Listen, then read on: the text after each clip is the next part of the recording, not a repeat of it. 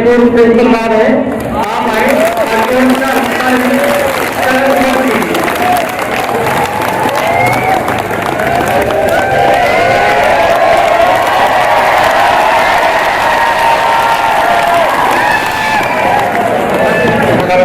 के बाद आज आप लोग का ज्ञान मुझे विद्यालय में ले आया। सबसे पहले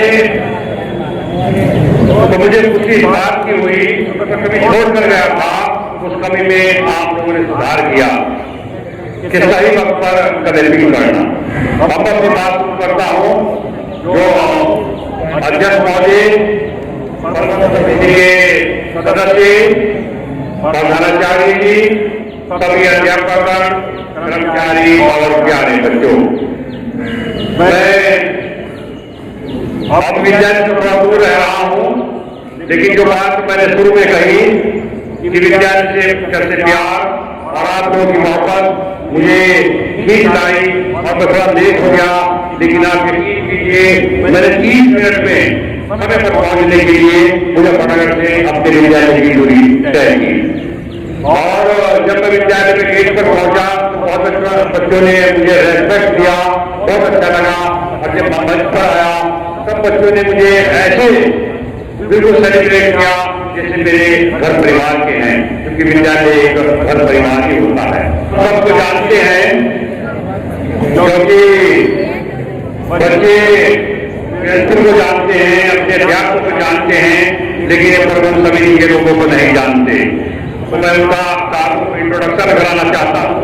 तो मंच पर बैठे हैं मोहम्मद खालिद, जो देवबंद से हैं और प्रबंध समिति के सदस्य हैं इस हैसियत से। और जुबैर साहब बैठे, भाई जुबैर भोपाली के प्रबंध समिति में उपाध्यक्ष हैं। डॉक्टर कयूर साहब भोपाली की हैं, प्रबंध समिति में सदस्य हैं। और जो डॉक्टर सारिक आए थे वो चले गए, मेरी कार्य था, वो भी प्रबंध समिति में सदस्य हैं। क्योंकि आप लोग ये समझ रहे होंगे कि आखिरी स्टेज पर कौन लोग बैठे हैं, और मैंने मेरे साहब का नहीं कराया। वो जो मंच के बीच में बैठे हैं एक हमारे विद्यालय के प्रबंधक हैं। बिना प्रबंधक प्रबंध समिति के विद्यालय नहीं चलता, क्योंकि बहुत सारी समस्याएं होती हैं जिन्हें आप नहीं देखते, उन्हें प्रबंधक और प्रबंध समिति ही हल करती है। तो जो हमारे प्रबंधक हैं वो राम खुट्टा के हैं और महिला इंटर कॉलेज से रिटायर्ड प्रिंसिपल हैं। तो इंटर कॉलेज भाई का बहुत बड़ा कॉलेज है। तो आप लोगों को एक साथ कई प्रधानाचार्यों से मिलने का अवसर मिल रहा है, और जब अपना संबोधन करेंगे तो मुझे उम्मीद है अच्छी अच्छी बात आपको बताकर जाएंगे। और उसके साथ में मैं थोड़ा सा परिवार में भी जाना चाहूंगा कि मैनेजर साहब की जितनी भी लड़कियां हैं, लड़का कोई नहीं, लड़कियों को बिल्कुल लड़कों की तरह पढ़ाया। बेसिक एजुकेशन देवबंद से ही नहीं, लेकिन हायर एजुकेशन अलीगढ़ मुस्लिम यूनिवर्सिटी से हासिल कराई।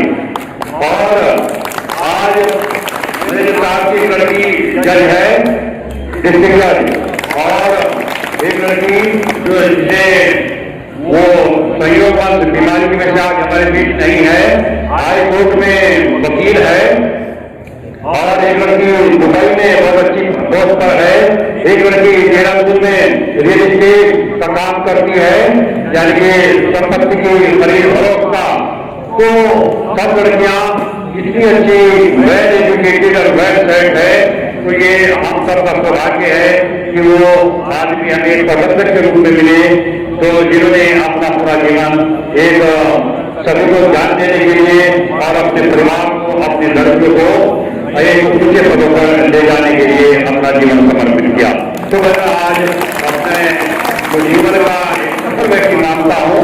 तो अगर मैं उनका ये खुलासा न करता तो मेरा संबोधन अधूरा रहता, क्योंकि ये एक अवसर है कि जो बच्चे जान ले कि आखिर ये प्रबंधक मौजूद कौन है और इनकी पारिवारिक पृष्ठभूमि क्या है। तो शिक्षा से जुड़े हुए आदमी है।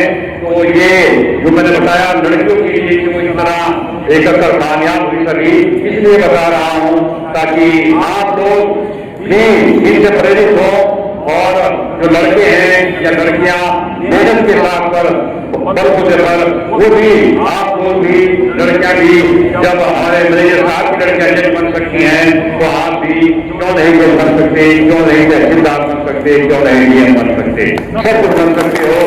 सबके आप मेहनत करें। मैं 31 मार्च में रिटायर हुआ और यहीं से हो रहा था। मेरे लिए अच्छी तरह आगे साइड में ही माइक रखा हुआ था और वो मेरा आखिरी दिन था एक प्रधानाचार्य के रूप में। लेकिन प्रबंध समिति ने मुझे वो सम्मान दिया जो किसी किसी को ही मिलता है। पहली अप्रैल से ही मैं प्रबंध समिति का सदस्य बन गया। ये मेरे लिए इससे बड़ा सम्मान नहीं हो सकता। यानी जो मेरी कमेटी है मैं उसमें शामिल हूँ, उसी हैसियत से मैं बार बार विद्यालय में आ रहा हूँ, उसी हैसियत से क्लास चेक करने गया था और फिर आऊंगा, क्लास चेक करूंगा और उसकी रिपोर्ट मैनेजर साहब को दूंगा। अध्यापक की गलती होगी तो अध्यापक का नाम बताया जाएगा, बच्चों की गलती होगी तो बच्चों का नाम बताया जाएगा। उस पर एक्शन लेना वो प्रबंध समिति का कार्य है। जो मुझे कार्य दिया उसे मैं अपनी ईमानदारी से निभाऊंगा, किसी बात की भी परवाह किए बगैर। तो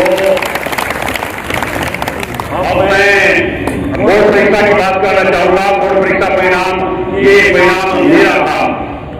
मेरे से मतलब एक प्रधानाचार्य के रूप में पिछला वर्ष मेरा था, क्योंकि लगभग 95 गया, हाई स्कूल का भी और इंटर का भी। और अकेला फिर कुछ नहीं कर सकता, अध्यापक का सहयोग होता है। अध्यापक ने अच्छी मेहनत के साथ पढ़ाया, तभी 95+ गया, तो अध्यापकों के लिए तालियां बजाइए।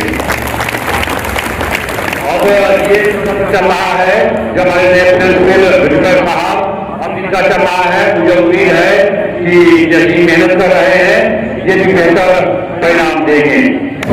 जहां तक ये मैंने बोर्ड परीक्षा की बात की और मैंने जो एक बात कही थी 31 मार्च में, उसे फिर मैं आज दोहराना चाहूंगा। वो ये बात कही थी कि हमारे विद्यालय में केवल 6 अध्यापकों का हिसाब है परमानेंट का और लगभग 25-26 अस्थायी अध्यापक कर्मचारी है। मैंने ये कहा था 31 मार्च में कि हम सब जो परमानेंट हैं, हम इस विद्यालय के कर्मचारी हैं, जो भी कुछ है हम इस विद्यालय के बराबर हैं, तो माने या न माने वो अलग बात है। और जितने भी विद्यालय पर चले गए, लेकिन जो ये 25-26 अस्थायी अध्यापक कर्मचारी कार्य कर रहे हैं, विद्यालय इनका कर्जदार है, क्योंकि समान कार्य कर रहे हैं, समान वेतन नहीं मिल पा रहा है, वो मुझे संसार का अभाव है। लेकिन अगर ये 26 कर्मचारी न हो तो विद्यालय नहीं चल सकता। विद्यालय वास्तविक रूप से वित्तहीन अध्यापक कर्मचारियों पर टिका हुआ है।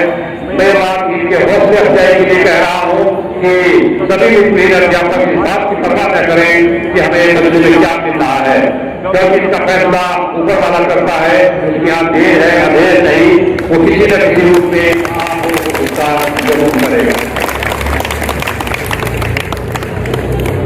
अब मैं अपने बच्चों से जरूर, हालांकि बहुत कुछ कह चुका, मैंने इसे अल्लामा इकबाल का, तो इसे पढ़ना खुदा ने आज तक उस कौम की हालत नहीं बदली, न हो जिससे एहसास खुद अपनी हालत के बदलने का। तो इसका मतलब यही है, अगर आप लोगों को अपनी हालत बदलने का एहसास नहीं, आप मेहनत नहीं करते तो आपका कुछ नहीं हो सकता।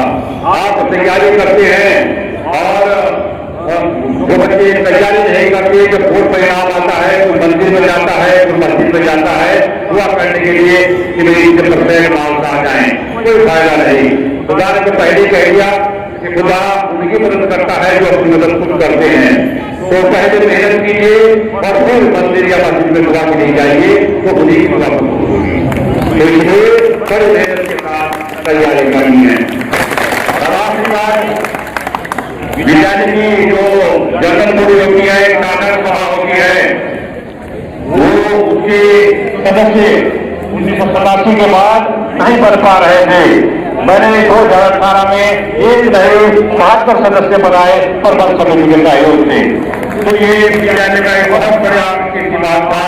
जितने भी कार्य किए ये सब प्रबंध समिति के सहयोग से हुए, और क्योंकि मेरा प्रबंध समिति कोई भी कार्य संभव नहीं होता, मैं आखिर में अपनी बात यही समाप्त करता हूँ इस उम्मीद के साथ कि आप लोग जब मैं बाहर आओ सब बेड ड्रेस मिलने चाहिए और टाई लगी हुई होनी चाहिए। टाई बहुत कम नजर आ रही है और स्कूल बहुत अच्छे से समय में चल रहा है और जिस तरह से भी जाएं तो पढ़ाई का माहौल मिलना चाहिए, क्योंकि यही 2-3 महीने केवल पढ़ाई के हैं और आप सब सफल हों और जो 10 और 12 के सफल बच्चे हैं उन्हें 26 जनवरी पर सम्मानित किया जाए।